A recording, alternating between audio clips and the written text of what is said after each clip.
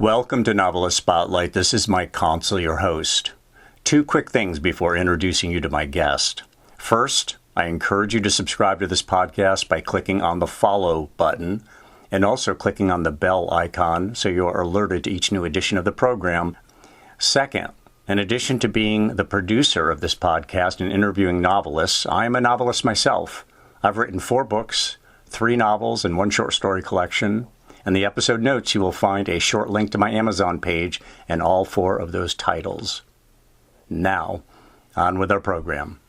In the spotlight is repeat guest Tyson Cornell, the founder and publisher of Rare Bird Books, an independent press committed to bold, boundary-pushing storytelling.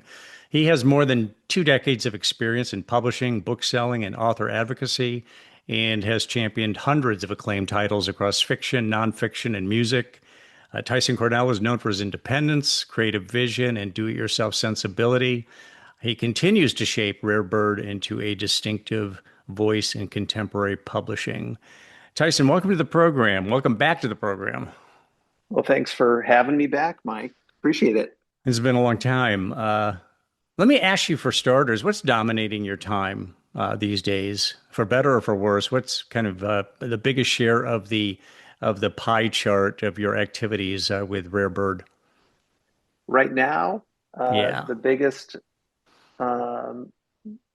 area of focus is that we just moved to Simon and Schuster.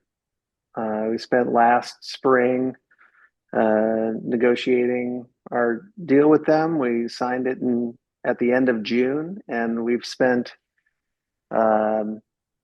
the last 6 months of 2025 onboarding in their system and offboarding with PGW. So I guess we've just concluded 2 months with Simon, and that's gone very well. We're still learning the ropes there and refining, but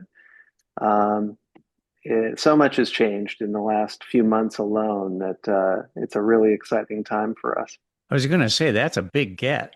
Simon and Schuster. How did that come about? Actually, let me start with this. What do they get from Rare Bird? They obviously wanted you guys to integrate.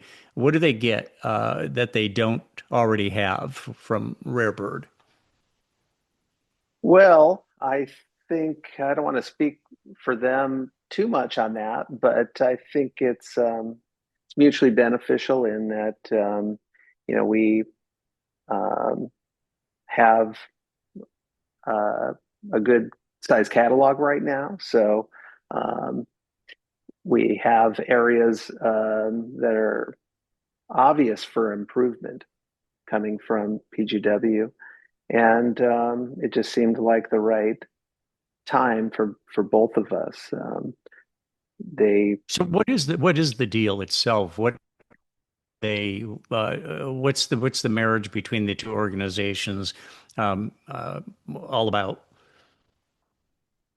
Well, it's they are distributing our books worldwide, and we work closely with them on many different areas of the publishing process, which is different than what we were doing with PGW. We were working very closely with the Simon and Schuster production team on all of the printing and shipping and logistics and design areas that we have a collective vision working together on what we want to do together and accomplish. And part of that is maintaining what we think is great about our company. It has a distinct personality. It has a vision for what it publishes. We know a Rare Bird book when we see it, is something we often say here at the office. But then we also have a broad palette that we pull from. So we think there's a lot of improvement and scalability. We have our edgy titles that need to stay indie, but then we also have more commercially viable titles that we're trying to maximize and get out there more. So it's kind of that bridge between indie and commercial, which that's the marriage between an independent publishing company that's been around for now not too far off from 20 years and a big corporation. Now, how did this thing begin? You're a deal maker, Tyson, I do believe. Did you approach them? Did they approach you? How did it come about? Um, well, it's a small world. Um, a lot of us in this business know each other and crisscross on projects. I won't name names, but we had um, a mutual publisher uh, finally push both of us to get together and consider doing this, and that was really the impetus for making this all happen. How long did it take? How many months to iron out all the details? A little over 5 months.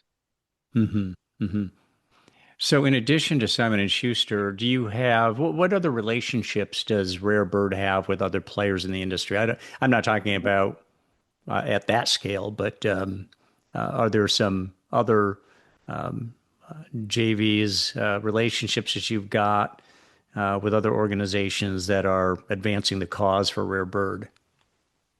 Yeah, we've always been collaborators.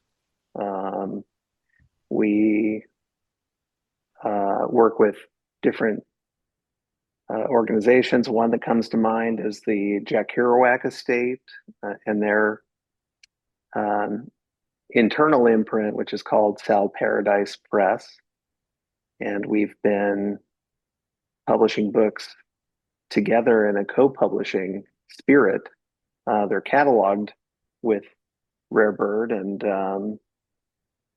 but they're co-branded.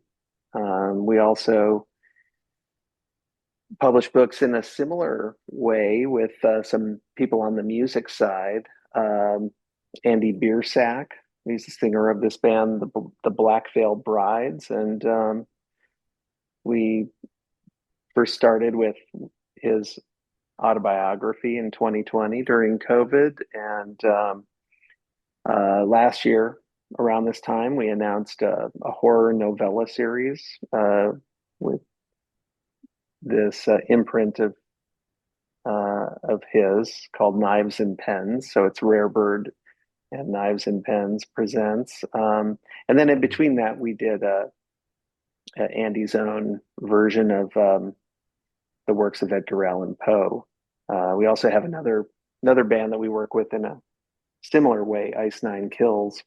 They do novelizations of their novels or of their albums, and it's the same kind of relationship where um, we define just that collaborative spirit, and then the books and the records and the audiobooks and the products that we put out there are all extensions of that. Now, your music appears to be an area of strength for Rare Bird. When you started the organization, did you have an eye towards that, or is that something that was realized along the way? And speak to it from your own standpoint too. I believe you might be a musician, or at least you're a Mhm. music lover. Well, creatively, I'm a musician. Uh, I consider myself a literary person first and foremost, but I think like a musician. I have played music my whole life. Both my older stepbrothers are professional musicians. They're 12 and 13 years older than me, so they um, uh, had an impact on my younger years and just being around music and instruments. But by the time I was in my early teens, I was playing in bands and traveling around the country. And then when I moved to Los Angeles to go to UCLA, I continued that. I was playing with musicians, did um, put out records with Imai Toshiba in Japan and regularly went over there to tour. Um, I obviously been to many other places in those European tours. I played music with the army in Iraq and Kuwait, Kosovo, Bosnia, Wow. Serbia, all the European bases. So, yeah, creatively, I'm a musician, um, but really, my heart lies with books. I love my musician buddies and see eye to eye, but I can only stand so much time in that. You know, the culture of music is a lot different than the culture of books. I'm very introverted, very punctual. Um, Often playing in bands, it's hurry up and wait. It's a 3 hour rehearsal. Um, A lot of you big know, voices. You're the exactly, wallflower among a lot of extroverts. exactly. So, I often get frustrated in those situations because I'm a go, go, go type person. And if I could rehearse with a band at 6 o'clock in the morning, I might have more time for it. Now, you don't necessarily sound like a go go go person. You're very mellow in your delivery, but at the same time, I remember when we talked last, I was trying to ask you how many hours you work a week, and I loved your answer. You hesitated and you said it's kind of hard to pin that down. It's a lifestyle.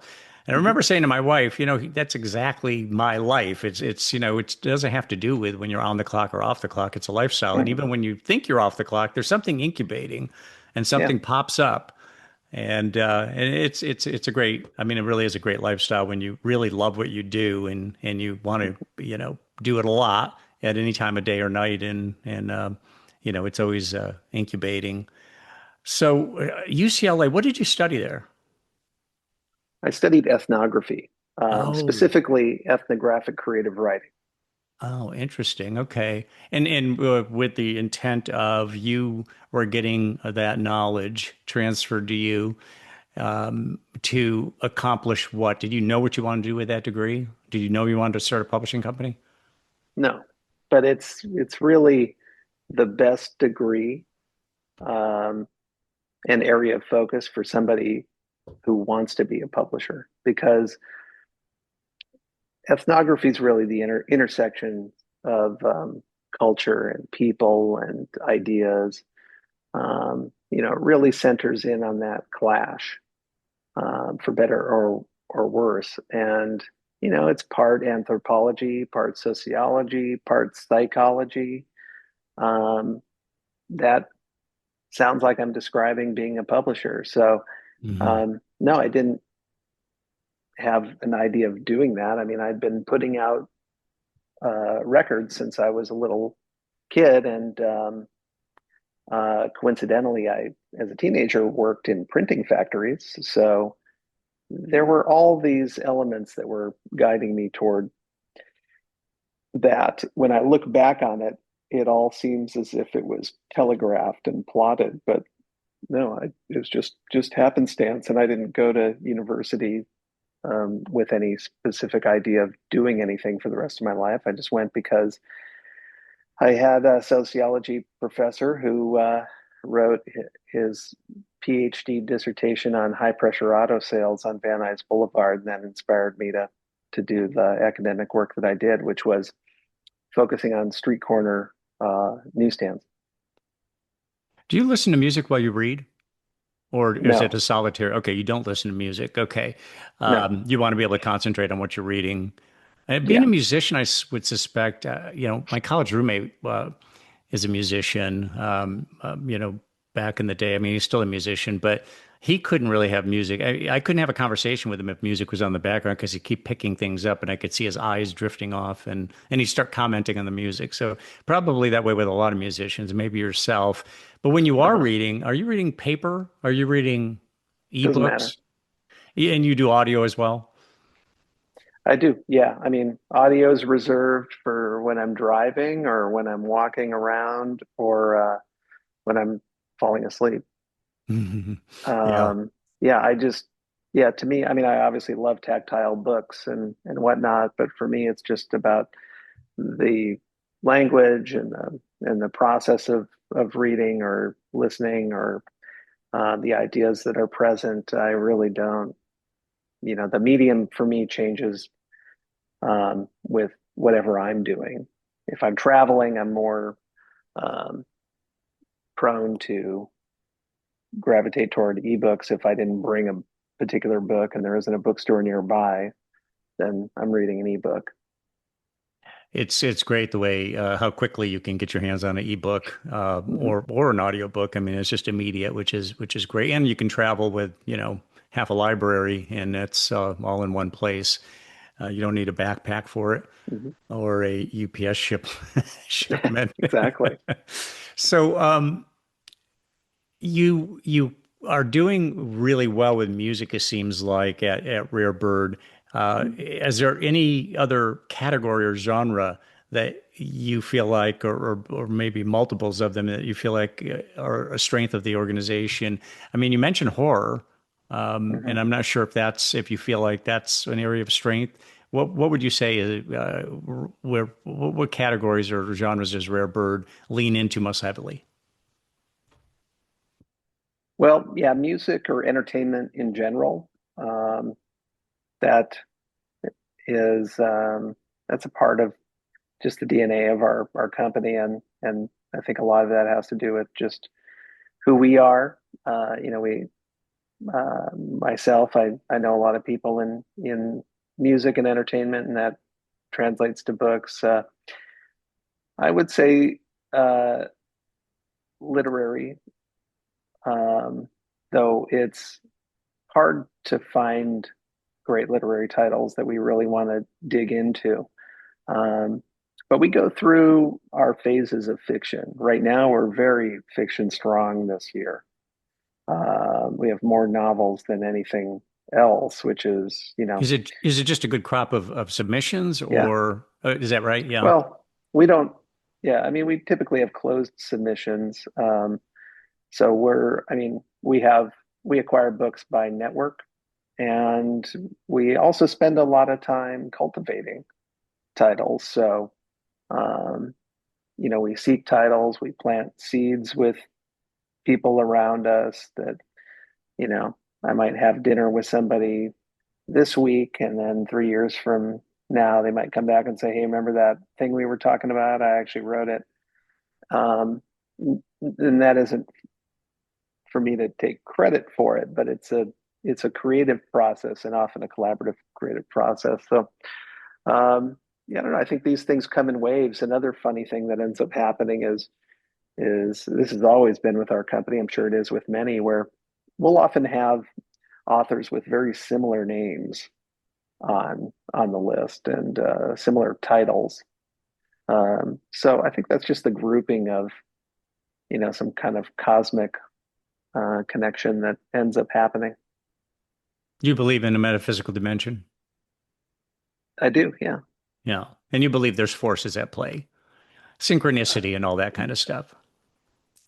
Yeah, they're I don't know if I'd call it synchronicity, but yeah, exactly. And anybody that knows me and talks with me for a short period of time will hear a lot of those things come out. I'm always just kind of guiding on one level, but then paying close attention to where I'm being guided to on the other. So, um, I often think about a very small group of my ancestry that comes from northern Scandinavia and Sami people.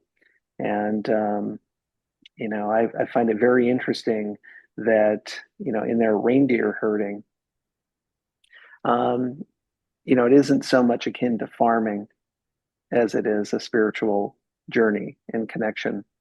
And that's kind of how I feel going day in and day out. And, maybe to provide an analogy, the reindeer are the creative projects, and I'm herding and guiding, but then also following them as well.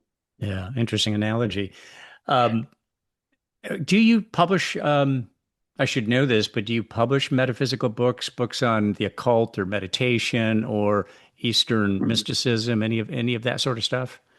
No, I would if there was something interesting that presented itself. But yeah, I think, you know, similar to certain types of fiction, um, you really have to commit yourself um, to those areas. It's hard to do one book here and there. I mean, we do have an Oracle deck that, well, we did one years ago, but that was more kind of on meditations of creativity. But um, we are doing an Oracle deck that we're going to announce soon. But no, I would do them, and I would commit the company's bandwidth to a serious effort in that way. But there are a lot of people out there doing those things. I don't know if we necessarily need to do that. We have a lane. I think we're really good at doing what we do, and we don't have to do everything. Yeah, you make a good point because when it comes to spirituality, I feel like the best stuff was written a long time ago, and today Mm-hmm. is just imitation Mm-hmm. or derivative in a big way. I mean, I'll give you an example: "The Power of Now" by Eckhart Tolle. I mean, a lot of Mm-hmm. people are crazy about that, and every time I hear it brought up, I said, there's a book from by Ram Dass called "Be Here Now," which blows that away. Mm-hmm. And he wrote a lot more words than Ram Dass did too, and did not develop it any more than Ram Dass did. And do yourself a favor, get a copy of Be Here Now. And Mm-hmm. a lot of people don't know that book. And Yeah. that was just, it was a classic. And, I still consider it a classic. But I see something like, The Power of Now. It's overwritten. I mean, the book makes a point and all that, but you know, it just sounded like a knockoff to me and I did read it and Mm-hmm. was not overly impressed with it. It was very repetitive, that sort of thing. But that's one example of many in Yeah. the spiritual realm there of publishing. The Tibetan Book of the Dead was a long time ago. I don't think anybody's going to write something a sequel to that. Yeah, I don't, I mean, it's not really an area of my reading. Um, but and I'm sure I'm wrong with this, but the reason I don't spend a whole lot of time there is because I don't feel like there's much happening that's new. And, that it reminds me in the 2000s, I worked with the Doors music company on the Doors 40th anniversary. And I remember listening to this record while signing books with Robbie Krieger. I won't name the band because I don't want to embarrass them, but it was kind of a garage, 60s throwback.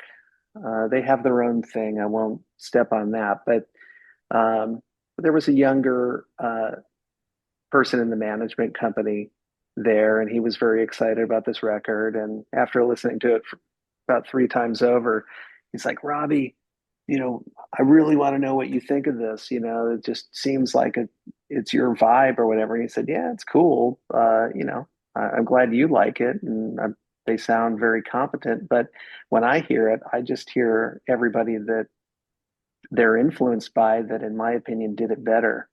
Precisely. Yeah. And I think it just depends on what generation you came from. When I was a kid, there were, I was listening to punk rock records.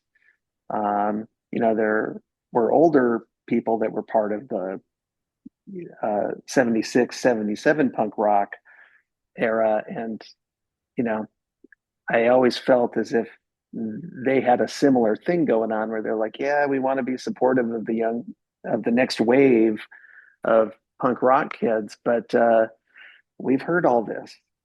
The you know, Stranglers already did it perfectly. So what, don't, exactly. Yeah, uh, yeah, I love the Stranglers. I thought of course.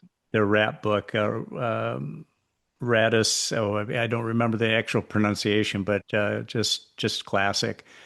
Oh, if you were to take your business plan for Mhm. when you launched Rare Bird, talk about what you originally envisioned and what the company has evolved into. How is it different today versus the business plan that you originally wrote? Well, the early days of our operation was less publishing. The majority of what we did was do marketing and events and design for other authors and publishers. Um, and then that balanced for a while where we were doing a 50-50 for a number of years. And then I don't even remember when, probably 2017, 2018 is when we really moved over into the realm of our own projects were more of a day-to-day priority and we're carrying more weight. And part of that is because um, we just had more in our catalog and we had some great opportunities to publish books that sold well. So then that dominated things. So that's the most noticeable change. But it's really hard. It's been hard for us to keep business plans up to date because things change so rapidly.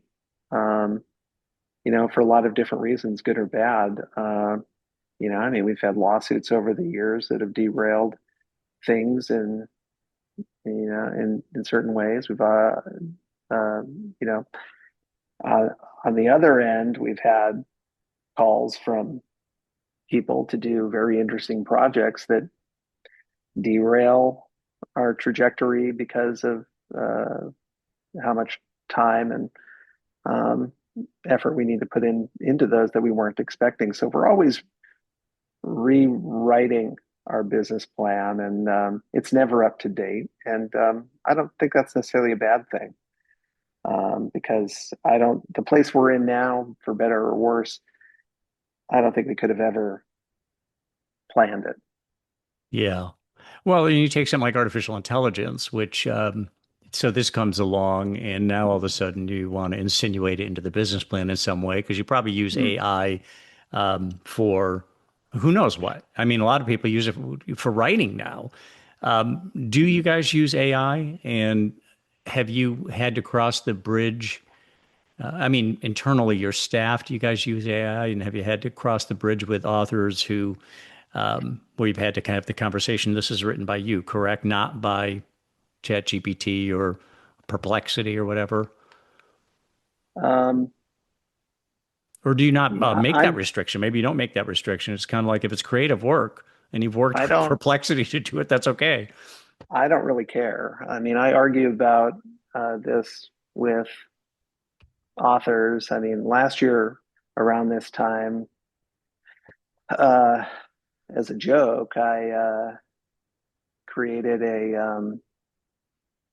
uh, a company image that was created with AI, and I rewrote all the staff bios and didn't tell staff and just posted it on our website and waited to see if they would notice. And that was very unpopular, even though it was just a joke. And I still think it's very funny, but there were a lot of people that were, it was a hot button issue back then. I think now people have settled in a little bit more with how they want to engage with AI. I mean, obviously, it's on steroids right now, but I really don't look at it as anything different than, the analogies that people often bring up, which it's, just like the new calculator and whatnot. I think that if you can use AI as your little assistant and your buddy, then that can be a really great thing. I think a lot of the problem comes in when people in the book industry or writing community are relying on it too much. I Some areas that I think are really great and exciting is when people are running ideas through it. So when they come to the table and we do have a meeting, um, it's more productive because people have run these little exercises. We do that with our sales conferences, um, where we'll run the material through and just kind of do these beta situational role playing things of, you know, are there any obvious elements that are good or bad or whatever? And I think that that is a really productive way because then we don't have to bother and bore our sales reps with things that we could make better. It doesn't mean we aren't putting in the work. It doesn't mean we aren't um, doing things on our own, but it's just they're just different tools. So that's one example. Um, Hmm. yeah, I can't really speak from the writing side because I don't really work in that regard on a day to day. I mean, editorially, it can be nice to send things through as a last step. You know, we've started doing that a little bit more, not as a way to replace copy editing, obviously, but you know, we'll run things through just as an extra safeguard, and occasionally it'll catch double periods and uh, certain things that are obvious or mismatches in copyright pages, and I think that's great. Yeah, yeah, it is. It is a useful tool, no question about it. And I'm old enough to remember when the calculator was coming out, and people thought, "Oh, we're not going to be able to do math anymore." It was kind of the end of humanity or the fall of civilization. And there's just Mhm. been so much that has evolved since then, and everybody's doing fine. And and AI is a great assist. I mean, it really is a great assist. So, what about commercial concessions that you need to make for the sake of commercial viability? Have you found that you've made concessions that you normally wouldn't have made or wouldn't want to make to keep yourself commercially viable? Like there's that 20% or 50% of the material you put out that we're doing it because it needs to, we need to make money. We need to keep the doors open. And then the balance of the inventory has to do with what we really value. Not that any of your titles you would say is just kind of a throwaway on commercialism.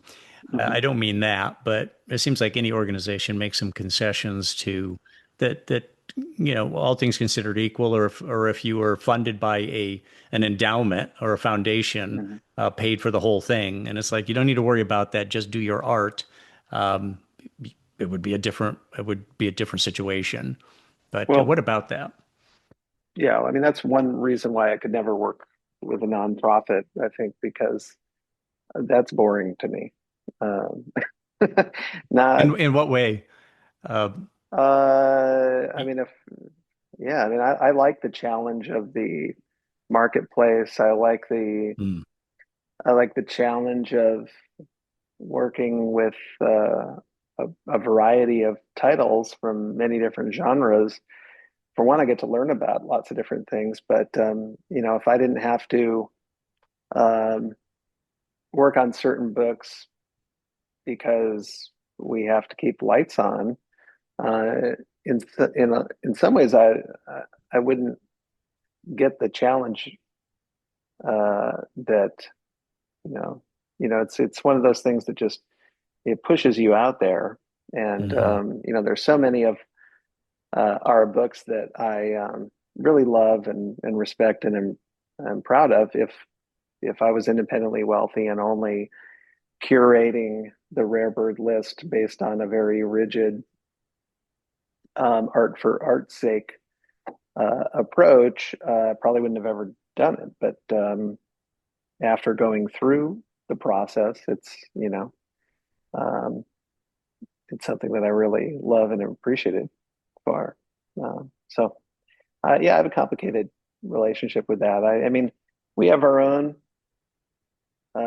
moral compass here, but you know, we're running a business, and contrary to what I often get accused of, I don't have a trust fund or family money. You know, um, we we often, because we work with a lot of flashy people and celebrities at times. You know, I think people look at our website and think that you know there are some puppet masters at play that aren't really a part of the day to day. Now, is it fair to say that? I mean, I get the impression that you wanted to work in book publishing. You love book publishing. You love books, but you would probably be very bored working at an organization, at Random House or even inside of Simon and Schuster. Did you really start the company because it's what you wanted to? Obviously, it's what you wanted to do, but you get to obviously you get to do your own creative thing. You get to run the company. Being a functionary within a very large organization doesn't sound like your vibe. Yeah, most people that know me aren't surprised by that division. I mean, uh, I I did make a conscious decision not to move to New York and take um, job opportunities in order to start Rare Bird. Um, there was one of our authors that um, told me that that I should stay specifically because um, we weren't allowed to chew gum in corporate publishing offices at that time. So yeah, I don't, I mean, I'm not really a corporate person. I'm more of a free spirit. I'm a left brain, right brain person, but you know, I think I can handle it more now than I could have in the early days. But you know, um, no, I think for better or worse, that's a an asset of myself and this company is you don't always know what we're going to do, and sometimes it's not going to be the thing that's going to be most beneficial to us, but we feel compelled to do it. Now, do you pay much attention to reading trends? I mean, for instance, what percentage of people are still reading books, the kind of time they're devoting to it, what their reading habits are, or is that kind of incidental No, to what you're doing? I don't care at all. I mean, I will read the articles when I come across them, or um, you know, when somebody sends something to me and says, "Hey, this looks interesting." But you know, I often think about uh, when authors, one in particular, has said to me, um, oh, hey, do you know this or do you know that? I mean, I consider myself somebody who's in the know and been curating and always on the search for new and interesting stuff. But, you know, this author said, oh, have you read such and such? And I had never heard of it. He said, well, it's, won the Pulitzer Prize and it's been on the New York Times list for 2.5 years or whatnot. And I said, well, that's not really a driver to me. It's, you know, and what I immediately thought about was that, I can't think of any musician friends that curate the records they want to listen to based on the Billboard Top 100 or who won a Grammy. That I mean, if you can win an Oscar and demand more money for your next film, wonderful. But yeah, that stuff doesn't really make a whole lot of difference to me. That's business and that's ego. I mean, but it really doesn't have anything to do with making great stuff and great art and good business. I mean, what I'll say one more thing on that topic. One of the first times that I went to New York and went around and met people at publishing houses, something I was really surprised by was um, when I walk into a publishing house that was known for certain things. The awards would be up on the walls, and their public facing bestsellers would be there. But most of the publishers always had a shelf or a room that they would show you that was this is uh, what we publish to keep the lights on. And almost always there were these titles that sold ridiculously well that you've never heard of. One example that comes to mind is when I went to Haymarket and I knew Haymarket as a company that did the shooting scripts, and I did a lot of these events during Oscar time where they published the shooting scripts of big films and whatnot. And I thought those, from my perspective as a bookseller, uh, were big sellers, and that's probably what kept the company afloat. Turned out they lost money on those, and they were really in business for this catalog of I still don't remember the name of it, but they had hundreds of titles of teaching kids about their body parts. This is your elbow, and this is your shoulder, or whatever. And I went in this room and looked at all these books, and I was just like, oh my God, that gave me a whole different perspective on the commerce of publishing, because people think that uh, certain titles that are on bestseller lists or sell really well are the bread and butter, but what you're not seeing is how much money it cost and how much time it took to um, make those bestsellers. And if you're making 5 or 8, $10 million on book sales, it often isn't surprising to spend 15, 20, 25 million on advertising. So So when you this, look at the net of that, that's really the important part of the business. when you talk about, like, for instance, the kids and body parts, so it was kind Mm-hmm. of an anatomical take on all these different body parts that were interesting to kids and taught them Mm-hmm. about their bodies. Yeah. Yeah. Interesting. That's that's what I remember. I'm sure I'm butchering uh, the the titles and the series, but But you the know, larger point is you don't really necessarily know where you they're really don't. making the bread and butter, and some of the books that Yeah. make headlines are, yeah, it was a great read, but it cost us a lot to do it too, a lot of Yeah. time and money. I've never had a whole lot of luck with Pulitzer Prize winners myself. I mean, I remember Mm, when I read William Kennedy's book Ironweed, and good book, I'm sure, but it's really not my kind of style. And then I read his first book, which was called The Ink Truck, about a guy working about a newspaper strike. And it was so much more loosely written, so much more creative.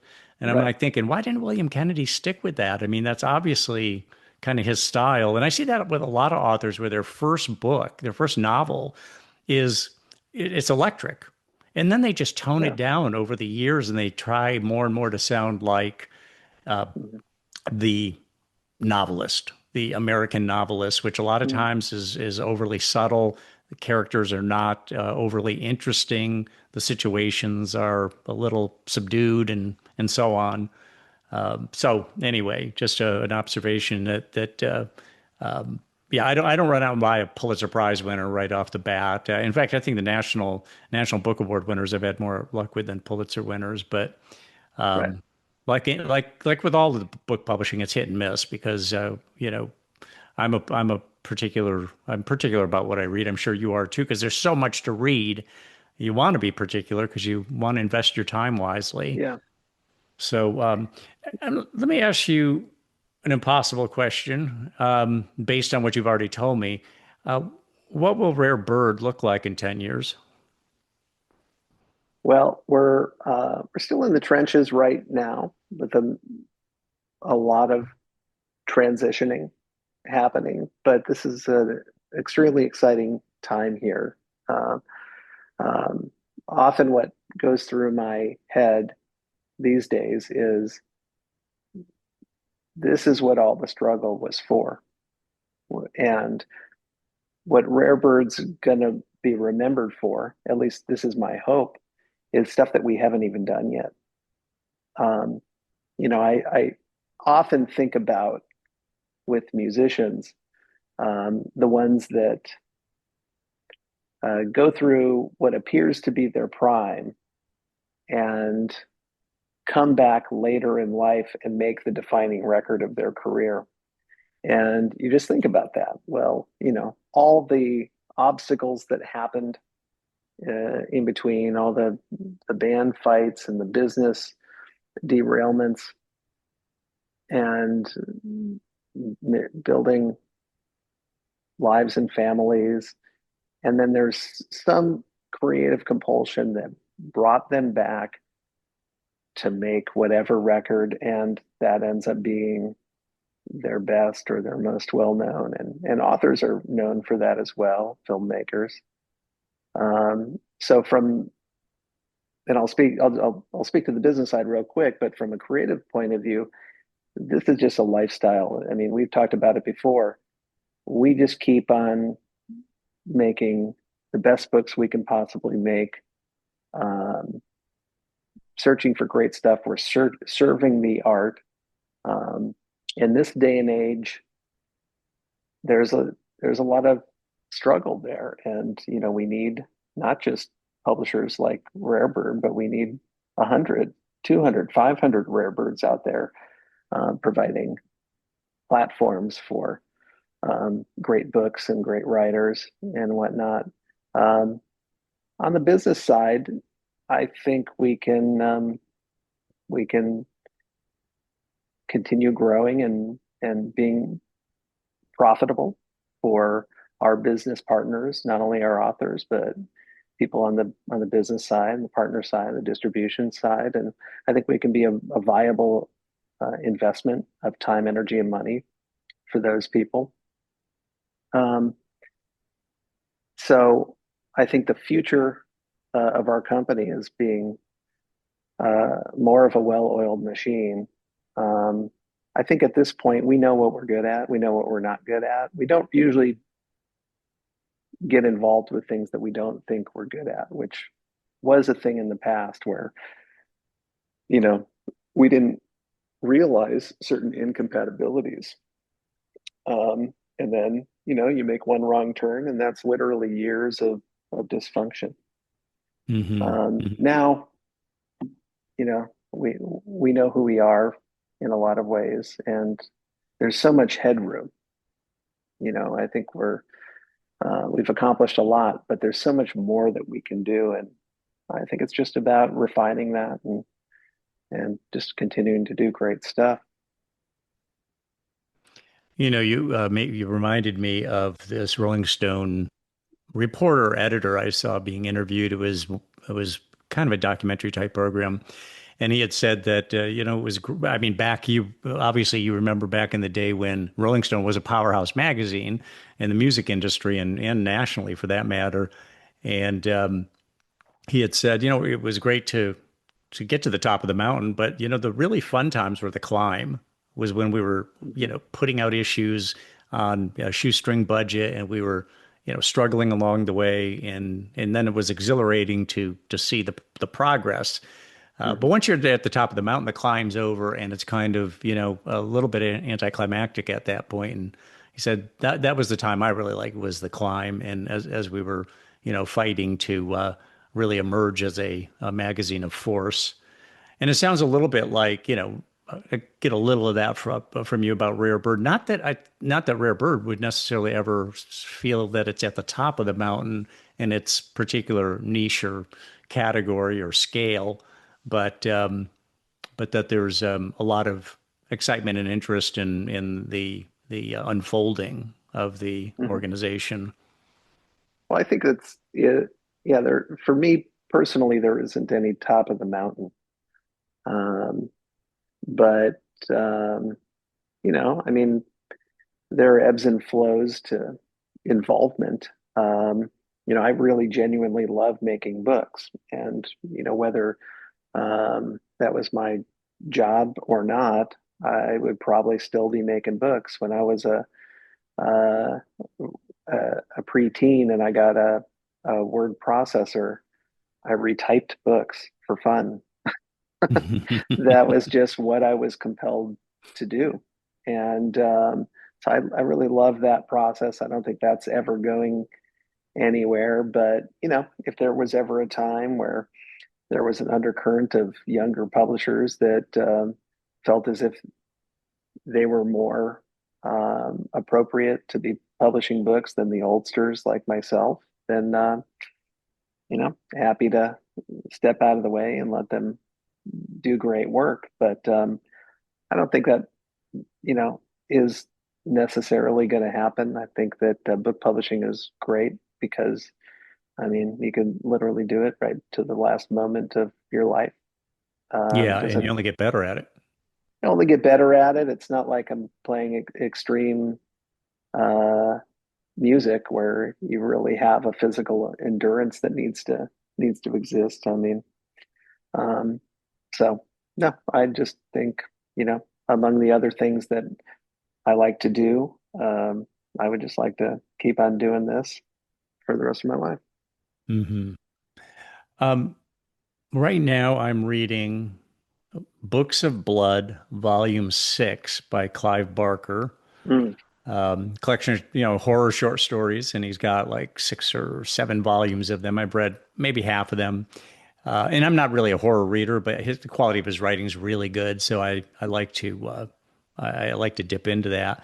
What are you reading currently?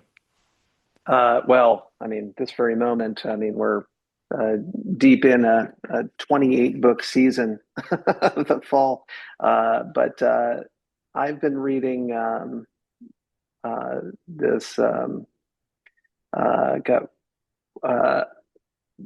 series of 1,000+ page Napoleon biographies. Wow.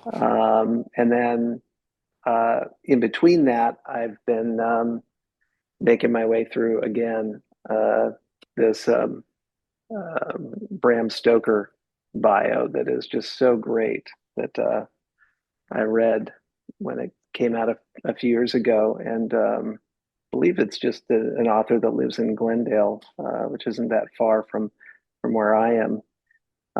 But I loved it so much, I just went at it again. So um, the reason I'm focused on those is really just it's pleasure reading, just historical pleasure reading, because my mind is so immersed in um, a really heavy um, set of seasons for Rare Bird. And part of that is because we paused on a lot of publishing last year because of our transition, and now we're getting back to it. So you asked me at a time when I'm unusually consumed with internal reading, but I get it. I read a lot of true crime and a lot of fiction, and you know, um, kind of all over the place. Most of the books around me at home and here at the office have bookmarks in them from um, where I left off, and uh, I'll often just pick it up again right where I left off from 5 years ago. So I really just like that process of reading. And if I feel compelled to go back and start again, I will. Tyson, great to speak with you again. Thanks for coming on the program for a second time. Well, thank you very much for having me, Mike. I appreciate it.